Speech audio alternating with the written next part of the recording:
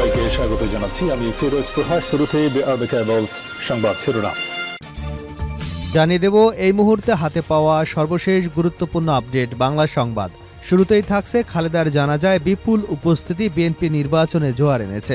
BNP chairperson ও 3 বারের সাবেক প্রধানমন্ত্রী বেগম খালেদা জিয়ার জানাজায় ইতিহাসের সর্ববৃহৎ গণজমায়েতকে জাতীয় রাজনীতির একটি গুরুত্বপূর্ণ টার্নিং পয়েন্ট হিসেবে দেখছেন রাজনৈতিক বিশ্লেষকরা।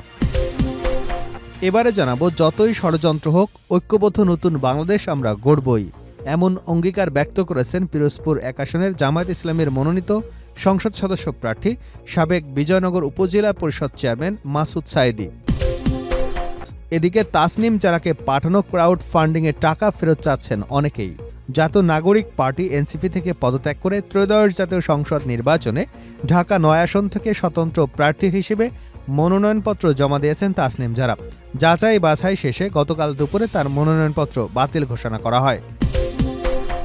এবারে থাকছে শক্ত থাকো মুস্তাফিজ, পুরো জাতি তোমার পাশে আছে।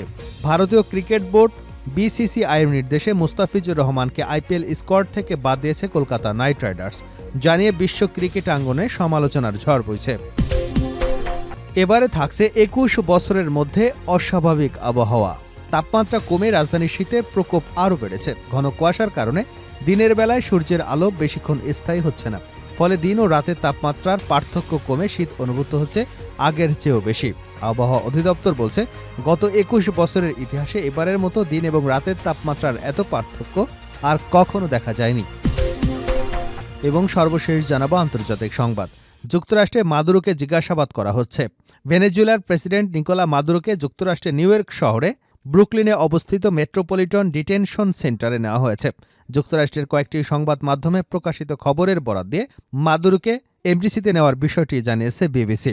লাতিন আমেরিকার দেশটির রাজধানী কারাকাস থেকে তুলে আনার পর তাকে প্রায় 2100 মাইল পাড়ি দিয়ে ওই আটক কেন্দ্রে আনা হয়। এতক্ষণ শুনছিলেন সংবাদ শিরোনাম, এবার থাকছে বিস্তারিত সংবাদ। প্রিয় দর্শক, আপনি যদি এই চ্যানেলে নতুন হয়ে থাকেন, ভিডিওটি দেখতে দেখতে চ্যানেলটি সাবস্ক্রাইব করে আমাদের সঙ্গে থাকুন। আর এই ভিডিও সম্পর্কে আপনি আপনার মূল্যবান মতামতটি কমেন্ট বক্সে জানিয়ে দিন। আর হ্যাঁ প্রিয় দর্শক, জানিয়ে দিন ভিডিওটি কোন জেলা থেকে দেখছেন।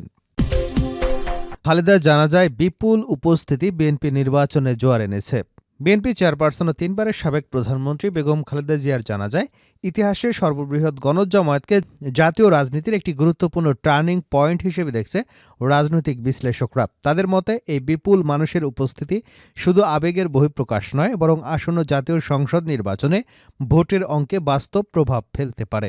দলমত নির্বিশেষে খালেদা জিয়ার প্রতি মানুষের সহানুভূতি, ভালোবাসা ও আবেগ বিএনপি এবং দলের ভারপ্রাপ্ত চেয়ারম্যান তারেক রহমানের প্রতি জনসমর্থন বাড়াতে ভূমিকা রাখবে বলে মনে করছেন সংশ্লিষ্টরা।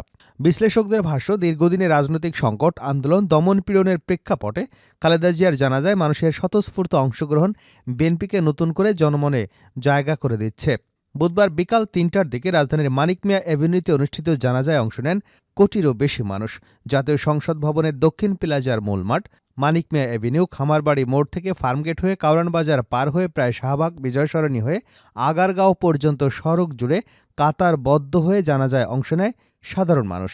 চীনমৈত্রী সম্মেলন কেন্দ্রের সামনের সড়ক, শিশু মেলা থেকে আসাদগেট হয়ে ধানমন্ডি 32 পর্যন্ত এলাকাতে ছিল মানুষের ঢল। অন্যদিকে শিশু মেলা থেকে পলিটেকনিক্যাল মোড় পর্যন্ত ছিল মানুষের ঢল। এছাড়া নিচের সড়কে জায়গা না পেয়ে এক্সপ্রেসওয়ে, বিভিন্ন ভবনের ছাদ, ফুট ওভার ব্রিজ, মেট্রো স্টেশনের ভেতরে মানুষ কাতারবদ্ধ হয়ে জানাজায় অংশ নেয়। বিশ্লেষকদের ধারণা, 1 থেকে 1.5 কোটি মানুষ সরাসরি জানাজায় অংশ নেয়। এছাড়া সারা দেশে জেলা উপজেলায় গায়েবানা জানাজায় অংশ নেন আরও লাখো লাখো মানুষ। রাজনৈতিক বিশ্লেষকদের মতে এ দৃশ্য বিএনপি নেতাকর্মীদের মধ্যে নতুন করে উদ্দীপনা তৈরি করেছে। তারা মনে করছেন, জানাজা ঘিরে সৃষ্টি হওয়া আবেগ এবং জনসমর্থন আগামী নির্বাচনে মাঠে দলীয় নেতাকর্মীদের আরও সক্রিয় এবং সাংগঠনিক ভূমিকা রাখতে অনুপ্রাণিত করবে। যত ষড়যন্ত্রই হোক ঐক্যবদ্ধ নতুন বাংলাদেশ আমরা গড়বই, মাসুদ সাঈদী। যত ষড়যন্ত্রই হোক ঐক্যবদ্ধ নতুন এক বাংলাদেশ আমরা গড়বই বলে অঙ্গীকার ব্যক্ত করেছেন পিরোজপুর 1 আসনে জামায়াত ইসলামীর মনোনীত সংসদ সদস্য প্রার্থী সাবেক বিজয়নগর উপজেলা পরিষদ চেয়ারম্যান মাসুদ সাঈদী। রোববার পিরোজপুরের নজিরপুর উপজেলা জামায়াত ইসলামীর অফিস কার্যালয়ে এক সহযোগী সদস্য সমাবেশে উপস্থিত নেতাকর্মীদের উদ্দেশ্যে করা বক্তৃতায় প্রধান অতিথি হিসেবে তিনি একথা বলেন। মাসুদ সাঈদী বলেন, ছাত্র জনতার রক্তক্ষয়ী গণঅভ্যুত্থান পরবর্তীতে সব রাজনৈতিক দলকে বাংলাদেশের প্রশ্নে ঐক্যবদ্ধ থাকতে হবে। এক এক দলের এক এক রকম মতাদর্শ বা রাজনীতি থাকতে পারে, কিন্তু বাংলাদেশ প্রশ্নে সব দলকে ঐক্যবদ্ধ থাকতে হবে। সবার সামনে মূল বিষয়টা হওয়া উচিত বাংলাদেশ। তিনি বলেন, জুলাইয়ে যারা রক্ত দিয়েছে তাদের রক্ত যদি ব্যর্থ হয় তাহলে বাংলাদেশের সাথে বেইমানি করা হবে। আমাদের পাশের দেশ ভারতের মতো একটি বিশাল শক্তি প্রতিনিয়ত বাংলাদেশকে ব্যর্থ প্রমাণের চেষ্টা করছে, ষড়যন্ত্র করে যাচ্ছে।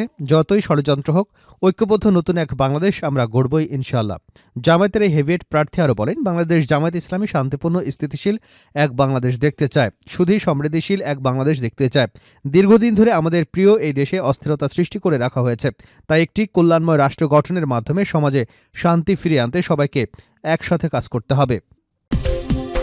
তাসনিম জারাকে পাঠানো ক্রাউড ফান্ডিংয়ের টাকা ফেরত চাইছেন অনেকেই। জাতীয় নাগরিক পার্টি থেকে পদত্যাগ করা ত্রয়োদশ জাতীয় সংসদ নির্বাচনে ঢাকা ৯ আসন থেকে স্বতন্ত্র প্রার্থী হিসেবে মনোনয়নপত্র জমা দিয়েছেন তাসনিম জারা। যাচাই বাছাই শেষে গতকাল দুপুরে তার মনোনয়নপত্র বাতিল ঘোষণা করা হয়। তবে মনোনয়নপত্রের বৈধতা ফিরে পেতে তিনি দৃঢ় আশাবাদী। এছাড়া নির্বাচনী তহবিলে ক্রাউড ফান্ডিং বা গণ অনুদান দেওয়ার অর্থ যারা ফেরত চাইবেন তাদের সবার টাকা ফেরত দেওয়া হবে নিশ্চিত করেন তিনি। শনিবার রাত 11:22 নিজের ভেরিফাইড ফেসবুক পেজে দেওয়া এক ভিডিও বার্তায় তাসনিম জারা জানিয়েছেন, তার মনোনয়ন বাতিলের সিদ্ধান্তের বিরুদ্ধে আপিল করার মতো শক্ত আইনি যুক্তি রয়েছে। একই সঙ্গে তিনি ঘোষণা করেছেন, দল থেকে পদত্যাগ করার কারণে তার নির্বাচনী তহবিলে ক্রাউড ফান্ডিং বা গণ অনুদান দেওয়া অর্থ যারা ফেরত চাইবেন তাদের সবার টাকা ফেরত দেওয়া হবে। এই সিদ্ধান্তের বিরুদ্ধে আপিল প্রক্রিয়া শুরু করেছেন জানিয়ে তাসনিম জারা বলেন, মনোনয়নপত্র বাতিলের খবর শুনে অনেকেই চিন্তা করছেন যে নির্বাচন করতে পারবো কিনা। আমাদের দৃঢ় বিশ্বাস, আমরা আপিলে জিতে আসব এবং আপনাদের সমর্থিত প্রার্থী হিসেবে এই নির্বাচনে লড়ব।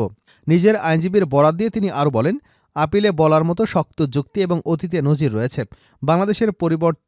বাংলাদেশের পরিবর্তন নিয়ে তিনি আশাবাদী। তাসনিম জারা সমর্থকদের উদ্দেশ্যে বলেন, আপনাদেরকেও নিরাশ না হওয়ার জন্য অনুরোধ করছি। ভিডিও বার্তায় ক্রাউড ফান্ডিং প্রসঙ্গে তিনি আরও বলেন, যখন তিনি স্বতন্ত্র নির্বাচনের ঘোষণা দিয়েছেন তখনই জানিয়েছিলেন এনসিপি ছেড়ে স্বতন্ত্র হওয়ার সিদ্ধান্তের কারণে কেউ টাকা চাইলে তা ফেরত দেওয়া হবে। এখন পর্যন্ত 250 জন বিকাশে টাকা ফেরত চেয়েছেন এবং তাদের সবার টাকা ফেরত দেওয়ার প্রক্রিয়া চলমান রয়েছে। তিনি আরও বলেন, আরও যারা টাকা ফেরত চান তাদের জন্য ফর্মের লিঙ্ক ভিডিওর ক্যাপশনে এবং কমেন্টে দেওয়া হয়েছে। যারা যারা টাকা ফেরত চাইবেন সবার টাকা ফেরত দেওয়া হবে, প্রত্যেকের টাকা ফেরত যাবে, এটা নিয়ে সংশয়ের কোনো অবকাশ নেই, বলেন তাসনিম জারা। শক্ত থাকো মুস্তাফিজ, পুরো জাতি তোমার পাশে আছে, তাবিথ আউয়াল। ভারতীয় ক্রিকেট বোর্ড বিসিসিআইয়ের নির্দেশে মুস্তাফিজুর রহমানকে আইপিএল স্কোয়াড থেকে বাদ দিয়েছে কলকাতা নাইট রাইডার্স, জানিয়ে বিশ্ব ক্রিকেট আঙ্গনে সমালোচনার ঝড় বইছে। সরকারের বেশ কয়েকজন উপদেষ্টা প্রতিবাদ জানিয়েছেন। ক্রিকেট আঙ্গন তো বটেই, বাদ জানিয়ে ফুটবল সহ অন্যান্য ডিসিপ্লিন ও সব জায়গা থেকে মুস্তাফিজ ইস্যুতে সরব উপস্থিতি লক্ষ্য করা যাচ্ছে।